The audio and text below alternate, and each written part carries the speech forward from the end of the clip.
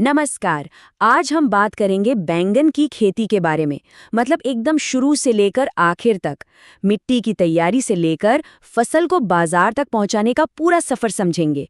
ये उन सभी किसान भाइयों के लिए है जो चाहते हैं कि लागत कम लगे और मुनाफा हो जबरदस्त। तो चलिए शुरू करते हैं। देखिए, बैंगन की खेती में जो सबसे बड़ी और मजेदार बात है वो है इसका सीधा सादा हिसाब। खर्चा कम और आमदनी ज्यादा। मतलब ये एक ऐसी फसल है ना जिसमें थोड़ा सा निवेश करके भी बहुत बढ़िया रिटर्न मिल सकता है। और शायद यही वजह है कि ये हमारे किसानों के बीच इतनी पॉपुलर है। और ये सुनकर तो और भी अच्छा लगेगा कि बैगन की खेती से एक ही साल में एक नहीं, दो नहीं, बल्कि तीन तीन बार तक फसल ली जा सकती है। सोचिए, इसका मतलब है कि कमाई का एक जरिया पूरे साल बना रहता है। इससे किसानों को आर्थिक तौर पर कितनी मजबूती मिलती है, ये तो साफ है। अच्छा, तो किसी भी फसल की कामयाबी की पहली सीढ़ी होती है जमीन। अगर नींव मजबूत है तो इमारत भी बुलंद होगी। तो चलिए सबसे पहले यही समझते हैं कि बैंगन के लिए खेत को तैयार कैसे करना है, क्योंकि सारी पैदावार का दारोमदार इसी पर टिका है। वैसे तो बैंगन की फसल काफी लचीली होती है, मतलब कई तरह की मिट्टी में उग जाती है। लेकिन अगर सबसे अच्छी पैदावार चाहिए तो बलुई दोमट मिट्टी बेस्ट मानी जाती है। और हाँ, अगर ये ना भी मिले तो परेशान होने की बात नहीं है। दोमट मिट्टी में भी इसकी बहुत अच्छी उपज हो जाती है। तो खेत तैयार करने के ना ये तीन बहुत ही जरूरी स्टेप्स हैं। सबसे पहले मिट्टी पलटने वाले हल से एक गहरी जुताई करनी है। इसके बाद देसी हल से करीब 5 से 6 बार जुताई करके मिट्टी को एकदम भुरभुरा बना लेना है। और आखिर में खेत को समतल कर देना है।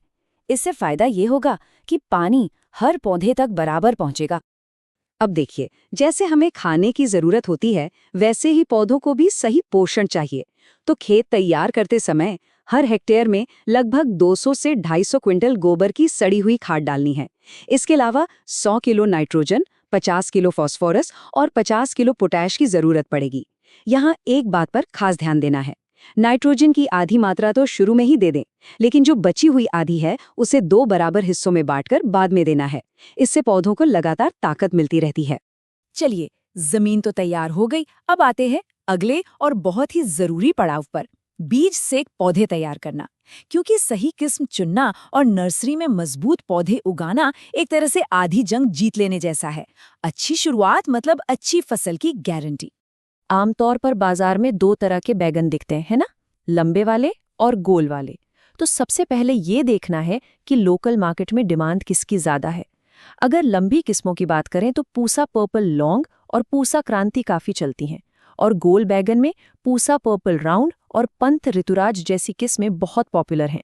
जैसा कि हमने शुरू में ही बात की थी कि साल में 3 फसलें मिल सकती हैं, तो इसका टाइमिंग क्या है? देखिए, अगर जाड़े की फसल लेनी है तो बीज जून जुलाई में बोए जाते हैं। गर्मी की फसल चाहिए तो अक्टूबर नवंबर में, और अगर बरसात वाली फसल चाहिए तो इसकी तैयारी मार्च में ही शुरू हो जाती है। अच्छा, मजबूत पौधे तैयार करने के लिए नर्सरी बनाना तो बहुत जरूरी है। 1 हेक्टेयर खेत के लिए मान के चलिए 90 से 100 स्क्वायर मीटर की जगह बहुत है।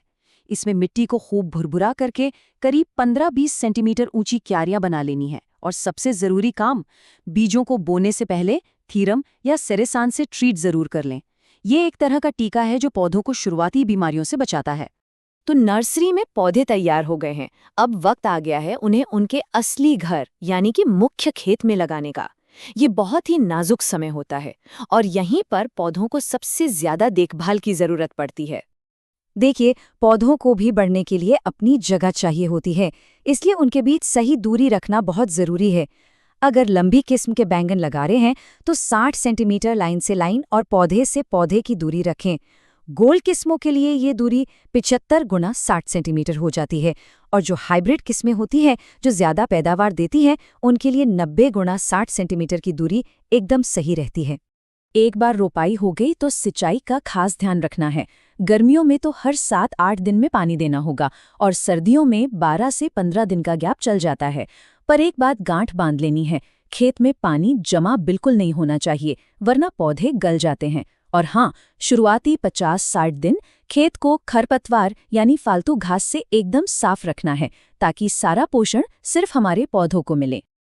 अब अच्छी फसल की राह में सबसे बड़ा रोड़ा होते हैं कीड़े मकोड़े और बीमारियां। ये एक बड़ी चुनौती है, लेकिन नामुमकिन नहीं। तो चलिए अब जरा देखते हैं कि बैगन की फसल में आम तौर पर कौन-कौन सी दिक्कतें आती हैं और उनसे निपटना कैसे है। बैंगन का अगर कोई सबसे बड़ा दुश्मन है तो वो है ये फल भेदक कीट। इसकी जो सुंडी होती है ना, वो तने और फल दोनों में घुस जाती है और अंदर ही अंदर सब खोखला कर देती है। नतीजा, शाखाएं मुरझा जाती हैं और फल वो तो बाजार में ले जाने लायक ही नहीं बचते। तो इससे बचने का तरीका क्या है? 150 मिलीलीटर सुमुसीडीन दवा को 100 लीटर पानी में घोलिए और हर 12 से 15 दिन में इसका छिड़काव करते रहिए। पर एक बहुत बहुत ज़रूरी बात, जिस दिन छिड़काव किया है उसके बाद कम से कम 7 से 8 दिन तक फल बिल्कुल नहीं तोड़ने हैं। ये सेहत के लिए बहुत ज़रूरी है। इनके अलावा 2 और परेशान करने वाले कीड़े हैं, हरा तेला और लाल माइट। ये इतने छोटे होते हैं कि आसानी से दिखते नहीं, पर पत्तियों का सारा रस चूसकर पौधे को कमज़ोर बना देते हैं।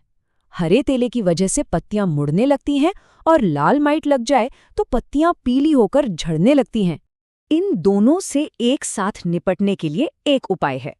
साइपरमेथ्रिन दवा का 0.15% का घोल तैयार करें और जिन पौधों पर इनका असर दिख रहा है उन पर अच्छे से स्प्रे कर दें। ये काफी असरदार साबित होता है। तो जी, सारी मेहनत, सारी देखभाल के बाद अब वो समय आता है जिसका सबको इंतजार रहता है, यानी मेहनत का मीठा फल। तो चलिए अब बात करते हैं कटाई और उपज की। देखते हैं कि बैंगन कब तोड़ने हैं और हमारी मेहनत से कितनी पैदावार मिल सकती है। फसल की तुड़ाई में टाइमिंग बहुत जरूरी है। जब बैंगन का साइज पूरा हो जाए और उसका रंग भी एकदम बढ़िया गहरा आ जाए, बस वही सही समय है उसे तोड़ने का। अगर देर कर दी तो फल का रंग भी हल्का पड़ जाएगा और उसके बीज भी कड़े हो जाएंगे, जो किसी को पसंद नहीं आते। अब सबसे जरूरी सवाल, उपज कितनी होगी? तो देखिए, अगर खेती के सारे तरीके सही सही अपनाए गए हैं तो एक सामान्य किस्म से भी 1 हेक्टेयर में आराम से 200 से 250 क्विंटल तक की जबरदस्त पैदावार मिल जाती है। और अगर हाइब्रिड यानी संकर किस्मों का चुनाव किया है तो फिर तो क्या ही कहने, ये पैदावार बढ़कर 350 से 400 क्विंटल प्रति हेक्टेयर तक भी जा सकती है। आप खुद ही अंदाजा लगा सकते हैं कि इससे मुनाफा कितना ज्यादा बढ़ जाएगा। तो ये थी बैंगन की खेती से जुड़ी पूरी जानकारी, शुरू से लेकर आखिर तक। ये एक ऐसी फसल है जो कम लागत में वाकई शानदार मुनाफा दे सकती है। तो अब जब सारी जानकारी सामने है तो सवाल बस एक ही है कि इस फसल का सफर कब शुरू किया जा रहा है।